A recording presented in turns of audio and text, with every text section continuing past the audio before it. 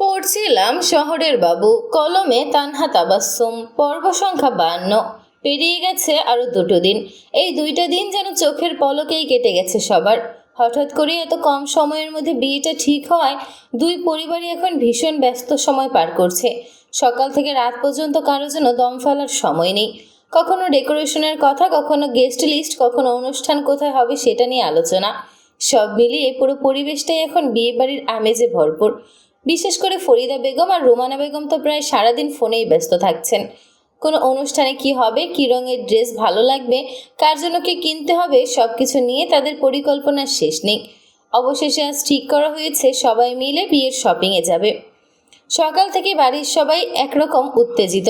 রাইসা যদিও বাইরে থেকে শান্ত থাকার চেষ্টা করছে, কিন্তু ভিতরে ভিতরে তারও অদ্ভুত একটা অনুভূতি কাজ করছে। আর মাত্র কয়েকদিন পরেই তার বিয়ে। ভাবতেই বুকের ভেতর কেমন অচেনা কাঁপুনি তৈরি হয়। দুপুরের পর দুই ফ্যামিলির সবাই একসাথে বেরিয়ে পড়ে যমুনা ফিউচার পার্কের উদ্দেশ্যে। গাড়ির ভেতর পুরো রাস্তা জুড়ে হইচই চলতে থাকে। কেউ মজা করছে, কেউ বিয়ের পর তুষারকে নিয়ে খোঁচা দিচ্ছে, আবার কেউ রাইসাকে নিয়ে হাসাহাসি করছে।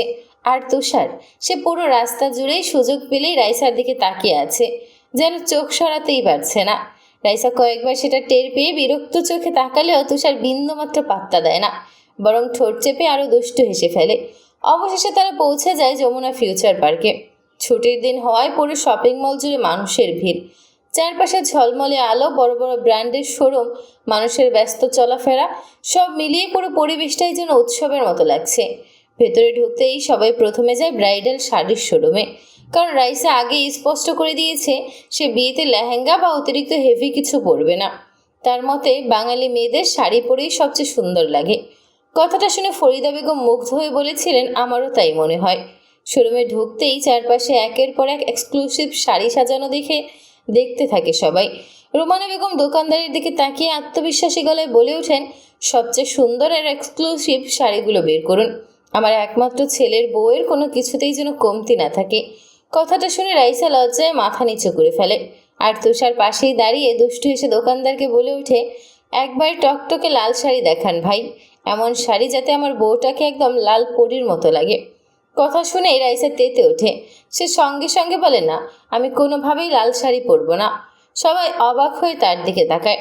রাইসা এবার গম্ভীর মুখে বলে, এখনকার সময় সবাই একই রকম লাল শাড়ি পরে, আমি একদম সিম্পল কিন্তু এলিগেন্ট কিছু চাই।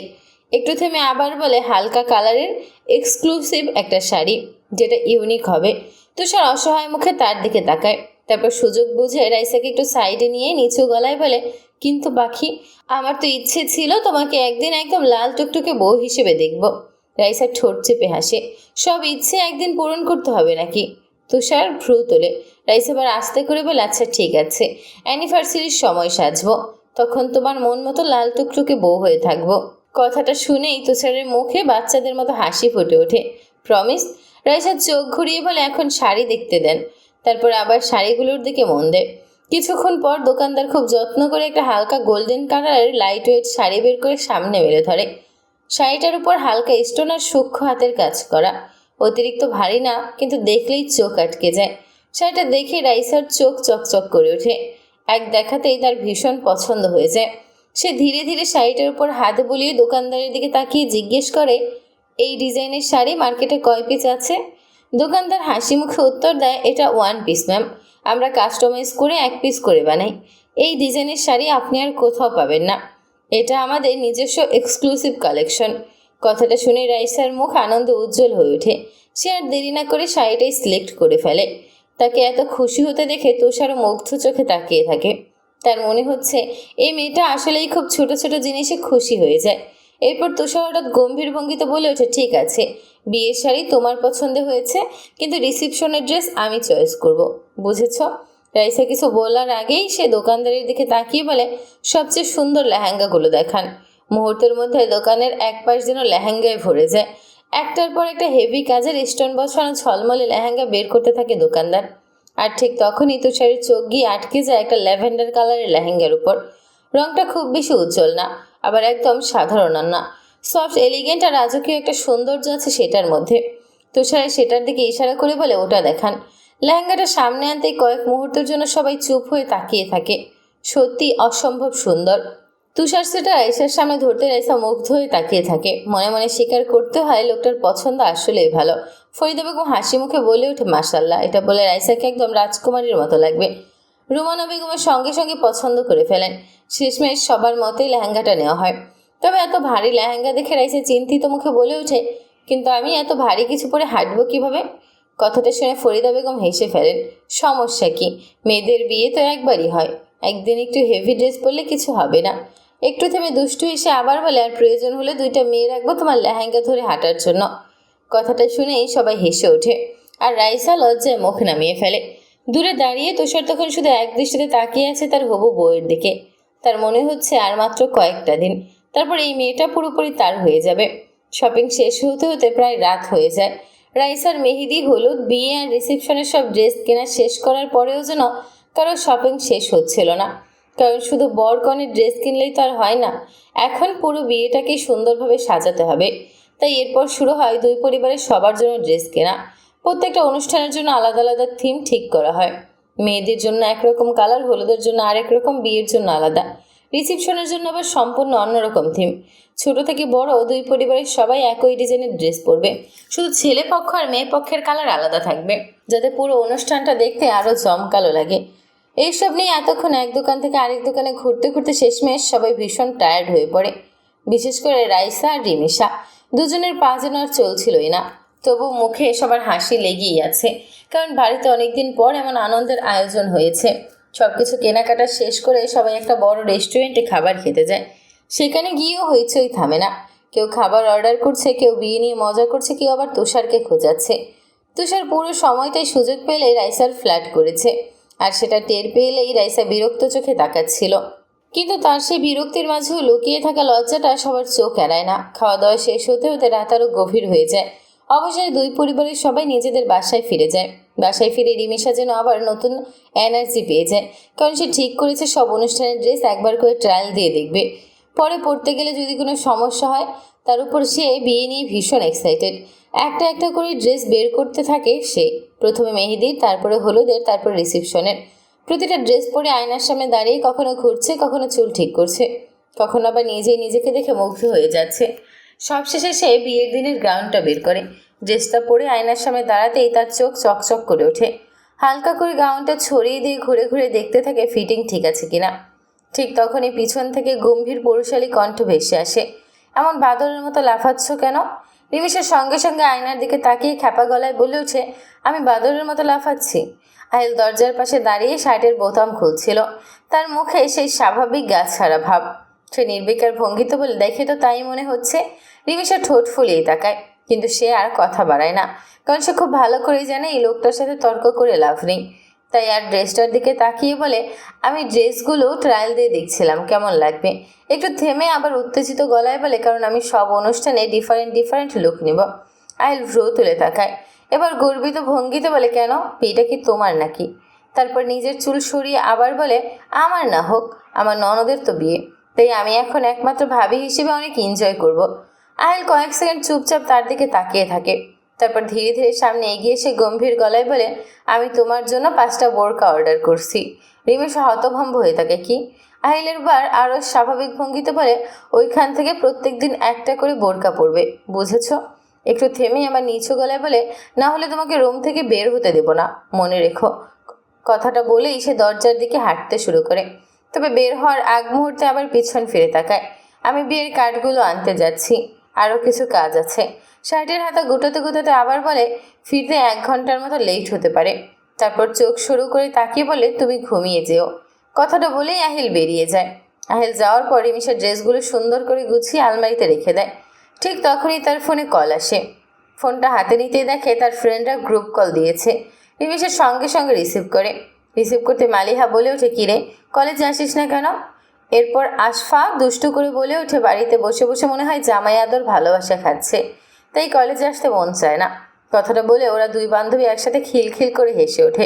রিমিশা বিরক্ত মুখে বলে, আরে না রে, এই বেটা আসতো একটা নিরামিষ, মনে হয় জানেই না কিছু। কথাটা শুনেই ওপাশে আবার হু হু করে হাসির শব্দ শোনা যায়। একজন আবার বলে ওঠে, তাহলে তো তোর কপাল পড়েছে রে, এত সুন্দরী একটা বউকে কেউ ভালোবাসে না নাকি? আবারও সবাই হেসে ওঠে। রিমিশা এবার মুখ বাঁকিয়ে বলে, আচ্ছা ওইসব কথা বাদ দে, আমার ননদের বিয়ে, তাই ব্যস্ততার কারণে কলেজ যেতে পারিনি, আরও 1 সপ্তাহ মনে হয় যেতে পারবো না। তারপর হাসি মুখে বলে, আর শোন, তোদের বাসায় কার্ড পাঠাবো, তোরা কিন্তু অবশ্যই আসবি।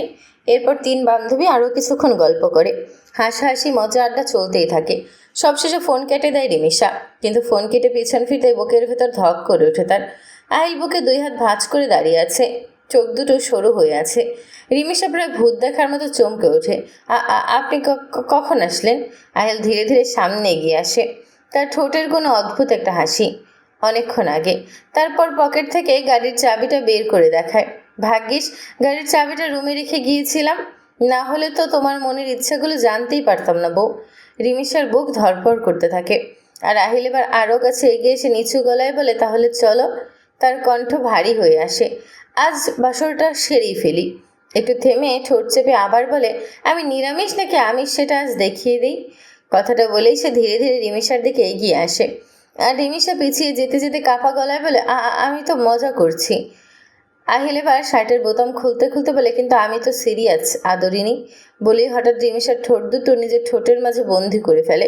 রিমিশা পুরো শরীর নিয়ে কেঁপে ওঠে। সে সরে যেতে চাইলে আহিল তার হাত দুটো বিছানার সঙ্গে চেপে ধরে। ধীরে ধীরে পরিস্থিতিটা রিমিশার জন্য অস্বস্তিকর হয়ে উঠতে থাকে।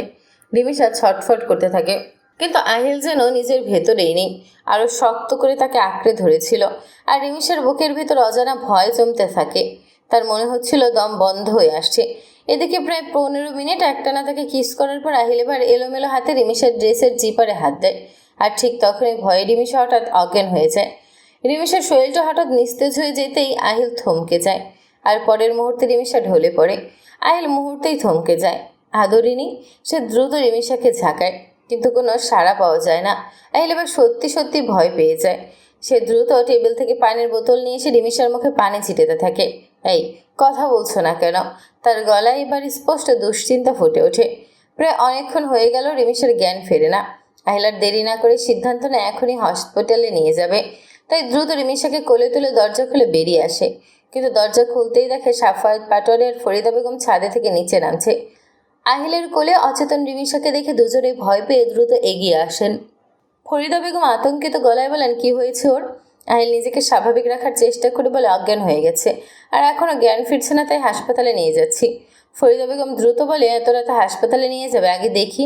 তারপর রিমিশাকে আবার রুমে নিয়ে শুয়ে দেওয়া হয়। এদিকে সাফায়েত পাটোয়ারি ডাক্তারকে ফোন দিতে থাকেন, কিন্তু অনেক রাত হয়, ডাক্তার ফোন ধরছিলেন না। ফরিদা বেগম একটু পানি এনে রিমিশার মুখে ছিটিয়ে দেন। কিছুক্ষণ পর রিমিশা পিট পিট করে চোখ মেলে তাকায়। জ্ঞান ফিরতেই ফরিদা বেগম নরম গলায় বলেন, কি হয়েছে আম্মু? এভাবে অজ্ঞান হয়ে গেলে কেন? রিমিশা ভেবেচোকা খাওয়া চোখে একবার আহিলের দিকে তাকায়। ঠিক তখনই সাফায়েত পাটোয়ারি সন্দেহভরা চোখে আহিলের দিকে তাকিয়ে বলে ওঠে, তুই আবার কি করেছিস মেয়েটার সাথে? ও অজ্ঞান হলো কিভাবে? আহিল একদম নির্লজ্জ ভঙ্গিতে উত্তর দেয়, ভাবছিলাম তোমাদেরকে দাদা দাদি বানাবো, কিন্তু তার আগেই অজ্ঞান হয়ে গিয়েছে।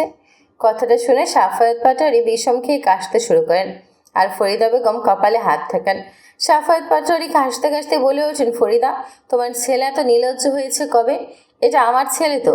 ফরিদা বেগম উঠে যেতে যেতে শান্ত গলায় বলে, বাপের মতোই নির্লজ্জ হয়েছে। কথাটা বলেই তিনি রুম থেকে বেরিয়ে যান। আর সাফায়েত পাটোয়ারি হতভম্ব মুখে বলে ওঠেন, আমি আবার কি করলাম? বলে উনিও ফরিদা বেগমের পিছনে চলে যান। আহিল এবার রিমিশাকে বলে, আমি নিরামিষ থেকে আমিষ হলে তুমি আর সামলাতে পারবে না আমাকে, বুঝেছ বোকাফুল? রাত প্রায় 3টা। পুরো রুম অন্ধকার হয়ে আছে, শুধু জানালার পাশ দিয়ে আসা হালকা চাঁদের আলোটা বিছানার এক পাশে পড়ে আছে। কিন্তু তুষারের চোখে কোনোভাবেই ঘুম আসছে না। সে কখনো ডান পাশে কখনো বাম পাশে ঘুরছে, বারবার বালিশ ঠিক করছে, তবুও কিছুতেই ঘুম ধরা দিচ্ছে না। কারণ তার পাশে রাইসা নেই। বিছানার অন্য পাশটা ফাঁকা পড়ে আছে, আর সেই ফাঁকা জায়গাটার দিকেই বারবার চোখ চলে যাচ্ছে তার। শেষমেশ বিরক্ত হয়ে ফোনটা হাতে তুলে নেয় তুষার। 1 সেকেন্ডও দেরি না করে রাইসার নাম্বারে কল দেয়। কয়েকবার রিং হওয়ার পর ঘুম জড়ানো কণ্ঠে রাইসা ফোন রিসিভ করে। হ্যালো। ওপাশ থেকে সঙ্গে সঙ্গে তুষারের নাটকীয় গলা ভেসে আসে, ঘুম আসছে না বউ। রাইসা চোখ বন্ধ করে বিরক্ত মুখে বলে, কেন? তুষার দীর্ঘশ্বাস ফেলে বিছানার ফাঁকা পাশটার দিকে তাকিয়ে বলে, তোমার জায়গাটা ফাঁকা পড়ে আছে, তাই কিছুতেই চোখে ঘুম ধরা দিচ্ছে না। কথাটা শুনে রাইসা এবার বিরক্ত হয়ে ওঠে, এত রাতে আমাকে ডিস্টার্ব করছেন কেন? তারপর রাগী গলায় বলে, একটু শান্তিতে ঘুমাতেও দেবেন না? তুষার ঠোঁট চেপে হেসে বলে, তুমি পাশে থাকলে শান্তি ঘুমাতে পারতাম, রাইসা এবার আরও খেপে যায়। কালকে আব্বুকে বলে বিয়েটাই ক্যান্সেল করে দেব, তখন ভালো করে একা একা ঘুমাবেন। কথাটা বলেই সে ফোন কেটে দেয়। তুষার কয়েক সেকেন্ড ফোনটার দিকে হতভম্ব হয়ে তাকিয়ে থাকে। তারপর ধীরে ধীরে বিছানার উপর সোজা হয়ে বসে বলে ওঠে, যা বাবা, সত্যি সত্যি ফোন কেটে দিল। একটু থেমে আবার ফোনের স্ক্রিনের দিকে তাকিয়ে নাটকীয় গলায় বলে, এটা মেয়ে নাকি টাইম বোমা, কখন কি করে কোনো ঠিক নেই। এরপর নিজের চুলে হাত চালিয়ে দীর্ঘশ্বাস ফেলে। ইয়া আল্লাহ, বিয়ের আগে এই অবস্থা। বিয়ের পর তো মনে হয় আমি প্রতিদিন বাসা থেকে বের হওয়ার আগে উইল লিখে বের হব। কথাটা বলে আবার রাইসার নাম্বারের দিকে তাকায় সে। কল দিবে কি দিবে না সেটাও ভেবে কয়েক সেকেন্ড ঠোঁট কামড়ে বসে থাকে। তারপর নিজেকে নিজে বুঝিয়ে বলে, না তুষার, একদম বেশি বাড়াবাড়ি করা যাবে না। মেয়েটা সত্যি সত্যি শ্বশুর আব্বুর কাছে গিয়ে বিয়ে ক্যান্সেল করে দিলে তুই সরাসরি রাস্তায় চলে যাবি। একটু থেমে আমার বিছানার ফাঁকা পাশটার দিকে তাকিয়ে মুখ বাঁকায়। তবুও রাগী বউটাই ভালো লাগে। তারপর বালিশটা জড়িয়ে ধরে চোখ বন্ধ করে ফিসফিসিয়ে বলে, আর মাত্র কয়দিন, তারপর দেখো বেগম সাহেবা, রাত 3টায় কে কাকে ঘুমাতে দেয়। পরদিন সকাল। আজ মাহির ইরাকে নিয়ে বাইরে বের হয়েছে, মূলত একটু একান্ত সময় কাটানোর জন্য। কাবিন হওয়ার পর থেকে ইরার বাবা যেন আরও বেশি করা হয়ে গেছেন। ইরা বাইরে যেতে চেলে প্রায় বলে ওঠে, আর 2 দিন পর তো বিয়ে, এখন আর বেশি বাইরে ঘোরাঘুরি করা যাবে না। তাই গত কয়েকদিন ধরে ঠিকমতো মাহিরের সঙ্গে দেখা করতে পারেনি ইরা। অবশেষে আজ ইউনিভার্সিটির নাম করে তারা দুজন একসাথে বের হয়েছে। বাইরে প্রচণ্ড গরম, এই রোদে বেশিক্ষণ বাইরে থাকা প্রায় অসম্ভব। তাই মাহির ইরাকে নিয়ে শহরে একটা 5 স্টার রেস্টুরেন্টে চলে আসে। কমপক্ষে এসির ঠান্ডা বাতাসে বসে একটু শান্তিতে সময় কাটানো যাবে। তবে আসার সময় একটা জিনিস আনতে ভুল করেনি মাহির, ইরার জন্য একটা বড় ফ্লাওয়ার বুকেট। কারণ সে খুব ভালো করেই জানে ইরার সবচেয়ে পছন্দ লাল গোলাপ, আর সেই কারণে প্রতিবারের মতো এবারও সে একদম টকটকে লাল গোলাপ দিয়ে কাস্টমাইজ করে বুকেট বানিয়েছে। রেস্টুরেন্টে ঢুকতেই মাহির বুকেটটা এগিয়ে দেয় ইরার দিকে। ইরার সঙ্গে সঙ্গে অবাক চোখে তাকায়। তারপর ঠোঁটের কোণে ধীরে ধীরে হাসি ফুটে ওঠে। এত সুন্দর? মাহির মুচকি এসে বলে, তোমার থেকে কম সুন্দর। কথাটা শুনে ইরা লজ্জায় চোখ নামিয়ে ফেলে। তারপর তারা দুজন জানালার পাশে একটা টেবিলে গিয়ে বসে হালকা কিছু খাবার অর্ডার দেয়। চারপাশে সফট মিউজিক বাজছে।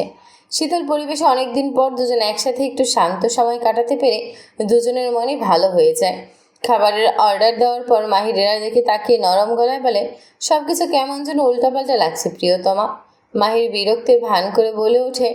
ইরা জুসে চুমুক দিতে দিতে ভ্রু কুচকে তাকায় বলে, কেন, আবার কি হয়েছে?